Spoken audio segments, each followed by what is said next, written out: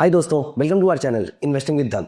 जब कभी भी एक नया इन्वेस्टर मार्केट में इन्वेस्ट करना स्टार्ट करता है तो या तो वो स्टॉक मार्केट से स्टार्ट करेगा या फिर वो म्यूचुअल फंड से स्टार्ट करेगा। स्टॉक मार्केट में देयर आर ऑलमोस्ट और more than 6000 stocks which are listed in India. तो हम चलते हैं म्यूचुअल फंड्स की तरफ, लेकिन हम म्यूचुअल फंड्स में चलते हैं तो ये देखने को मिलता है that there are different category of funds. वहां पर भी there are more than 300 schemes जिसके अंदर आप इन्वेस्ट कर सकते हैं। दोस्तों, सबसे पहला क्वेश्चन एक इन्वेस्टर के माइंड में जो आता है वो ये है कि मुझे इनमें से कौन से फंड में इन्वेस्ट करना चाहिए।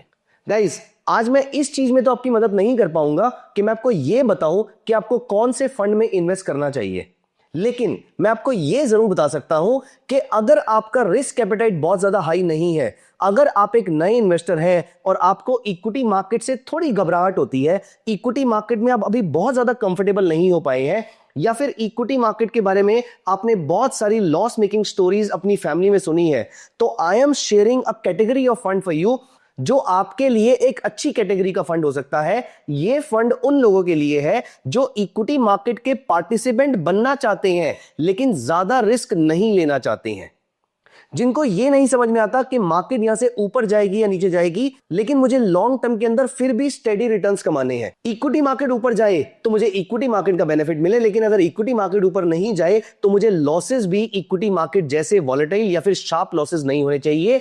क्या कोई ऐसा फंड है जो यहां पर आपकी इस चीज में मदद कर सकता है? I would say yes. दोस्तों, एक बहुत ही कमाल की कैटेगरी का फंड है which invest in both the worlds. ये इक्विटी मार्केट में भी इन्वेस्ट करता है और ये डेट मार्केट में भी इन्वेस्ट करता है। और आपने शायद सुना होगा कि इक्विटी और डेट मोस्टली ऑपोजिट डायरेक्शन में चलते हैं, और अगर दोनों ऑपोजिट नहीं भी चलते तो ऐसा होता है कि अगर इक्विटी मार्केट शार्पली क्रैश करती है तो डेट मार्केट के जो प्रोडक्ट्स है वो शार्पली क्रैश नहीं करते, वो आपके पोर्टफोलियो को कुशन प्रोवाइड करते हैं। दोस्तों, ये फंड्स कौन से होते हैं? These are called balance funds, these are called hybrid funds.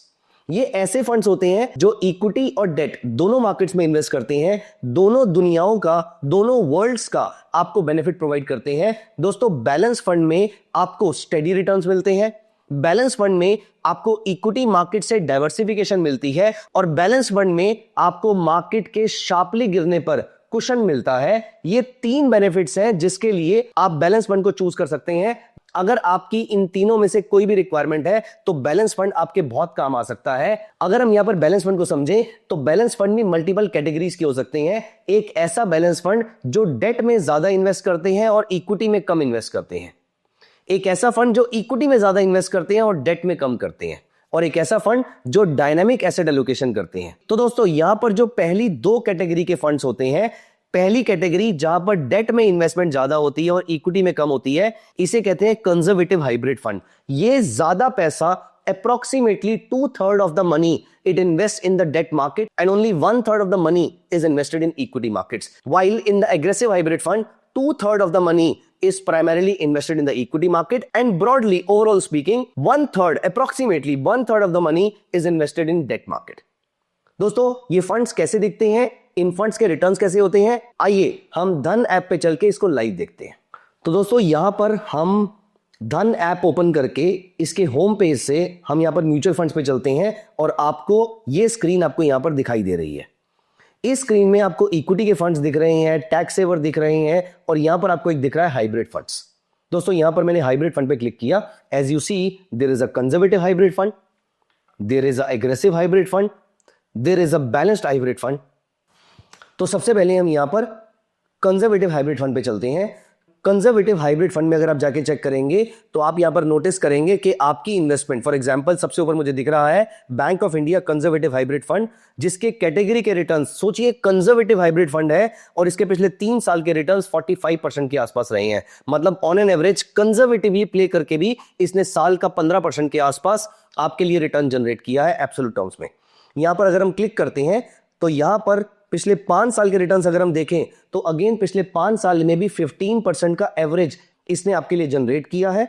और 5 साल के अगर हम कैगर को देखते हैं तो यहां पर 11.85% का कैगर आता है, CAGR आता है। 3% के कैगर की बात करें तो वो भी 13.24% आता है। लेकिन अगर लॉन्ग टर्म के अंदर देखें, ऑफकोर्स आज मैं जिस दिन ये वीडियो बना रहा हूं, पिछले 1-1.5 साल के अंदर मार्केट काफी ऊपर गई है, इसकी वजह से ये रिटर्न सुपरलेटेड आपको दिख रहे हैं। लेकिन अगर हम इसका लॉन्ग पीरियड के अंदर, तो ब्रॉडली स्पीकिंग 9-10% के आसपास का कैगर आपको यहां से देखने को मिल सकता है। एज यू कैन सी 8.5% का कैगर आपको लॉन्ग टर्म इस पर्टिकुलर फंड का देखने को मिल रहा है। यहां पर अगर हम इसकी होल्डिंग्स पे जाके चेक करें, तो क्योंकि ये कंजर्वेटिव हाइब्रिड फंड है, तो यहां पर एसेट एलोकेशन देखते हैं 51% के आसपास पैसा इसका डेट में है, 29% के आसपास पैसा इसका कैश में है। सो 51 प्लस 29 अप्रोक्सीमेटली 80% पैसा इसका कैश और डेट में रखा हुआ है, और सिर्फ 18% 19% के आसपास पैसा इसका इक्विटी मार्केट में इस समय डिप्लॉयड है।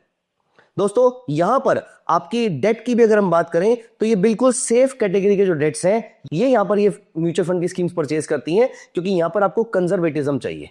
दोस्तों यहां पर अगर हम आगे बढ़ते हैं और अब हम एग्रेसिव फंड्स की तरफ चलते हैं।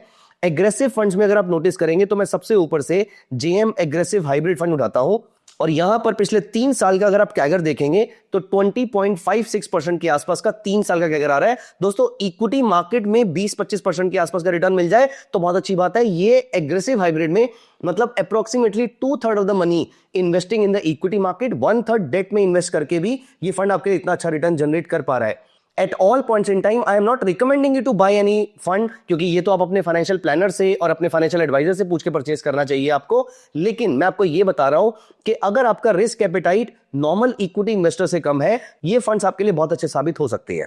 यहां पर नोटिस कीजिएगा, इस 20.56% के आसपास का रिटर्न इस फंड ने जनरेट किया है। अगर हम इसी कैटेगरी के अंदर आईसीआईसीआई प्रूडेंशियल एग्रेसिव फंड देखते हैं, तो इसने भी पिछले 3 साल में 17% का कैगर जनरेट किया है, पिछले 5 साल में 21.3% का कैगर जनरेट किया है। लॉन्ग टर्म में अगर हम देखें, तो भी इसने ऑलमोस्ट 18% के आसपास का कैगर आपके लिए जनरेट किया है। दोस्तों यहां पर इसकी होल्डिंग्स पे हम चलते हैं, तो आप नोटिस करेंगे अप्रोक्सीमेटली 73% इसके पास इक्विटी है। यहीं पर इसी कैटेगरी के अंदर फॉर एग्जांपल अगर हम एडलवाइस एग्रेसिव हाइब्रिड फंड पे चलते हैं, इसकी होल्डिंग पे अगर हम चलें, तो इसके पास भी आज की डेट में 75% के आसपास इक्विटी रखी हुई है। पूरा पैसा इक्विटी में नहीं है, मेजॉरिटी पैसा इक्विटी और कुछ पैसा डेट में डालकर ये आपके लिए बहुत अच्छे तरीके से रिटर्न जनरेट कर पा रहे हैं।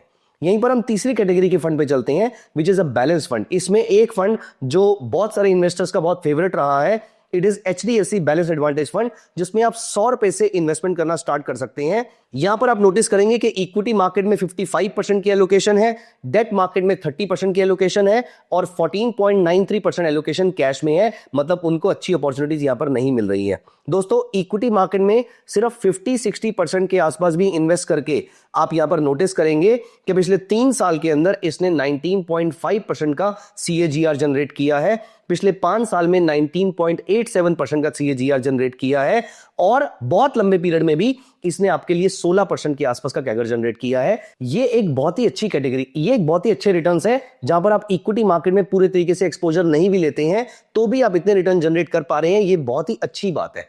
दोस्तों किस टाइप के इन्वेस्टर्स को बैलेंस एडवांटेज फंड चूज करना चाहिए? पहला, जिनका ज्यादा रिस्क लेने का मन नहीं है, उनको बैलेंस एडवांटेज चूज करना चाहिए। जो लोग अपने पोर्टफोलियो में स्टेडी रिटर्न्स चाहते हैं, ज्यादा वॉलेटिलिटी नहीं चाहते हैं, at the same time equity market के पार्टिसिपेंट भी रहना चाहते हैं, उनको भी बैलेंस एडवांटेज फंड में इन्वेस्ट करना, वो लोग भी बैलेंस एडवांटेज फंड में इन्वेस्ट कर सकते हैं। और सबसे इंपॉर्टेंट बात, अगर आप इक्विटी मार्केट में थोड़ा सा एक्सपोजर लेकर लॉन्ग टर्म के लिए बैठना चाहते हैं, तो बैलेंस एडवांटेज फंड बहुत ही अच्छा फंड है, क्योंकि इक्विटी मार्केट में शॉर्ट टर्म में या लॉन्ग टर्म में बार बार बड़े बड़े स्पाइक्स आते हैं। अगर आपका रिस्क एपेटाइट हाई है, तो डेफिनेटली आप इक्विटी मार्केट में इन्वेस्ट कर सकते हैं, लेकिन अगर आपका रिस्क एपेटाइट बहुत ज्यादा हाई नहीं है, तो बैलेंस एडवांटेज फंड यहां पर आपकी मदद कर सकते हैं। तो दोस्तों बैलेंस एडवांटेज फंड एक सॉल्यूशन है, जहां पर आप सेफ डेट मार्केट में नहीं प्ले करना चाहते, हाईली रिस्की इक्विटी मार्केट में नहीं प्ले करना चाहते, तो ये एक ऐसा बीच का रास्ता है जिसमें आप इन्वेस्ट करके इक्विटी और डेट दोनों का फायदा उठा सकते हैं और अपने लिए डिसेंट रिटर्न जनरेट कर सकते हैं। आपने नोटिस किया पिछले 3 साल में, 5 साल में, 10 साल में इन सारे फंड्स ने आपको बहुत अच्छे रिटर्न जनरेट करके दिए हैं। अभी आज मैं जिस दिन ये वीडियो बना रहा हूं, उस दिन मार्केट अपने ऑल टाइम हाई से 14-15% नीचे आ चुकी है। उसके बावजूद ये फंड्स आपके लिए बहुत अच्छा रिटर्न जनरेट कर पा रहे हैं।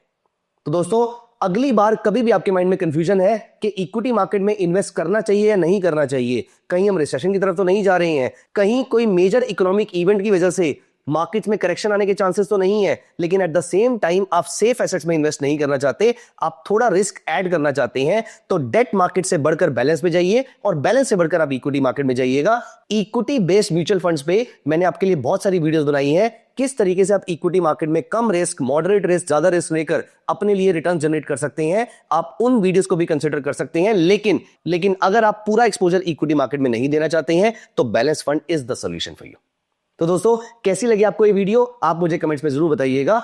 और हां, क्या आप अभी तक बैलेंस फंड में इन्वेस्टेड है? और अगर हां, तो आप मुझे बताइएगा आपकी नजर में सबसे बढ़िया बैलेंस फंड कौन सा है। आइए कमेंट्स में बातें करना स्टार्ट करते हैं। Thank you so much, bye bye, take care of yourself. Investments in the securities market are subject to market risk. Read all the related documents carefully before investing.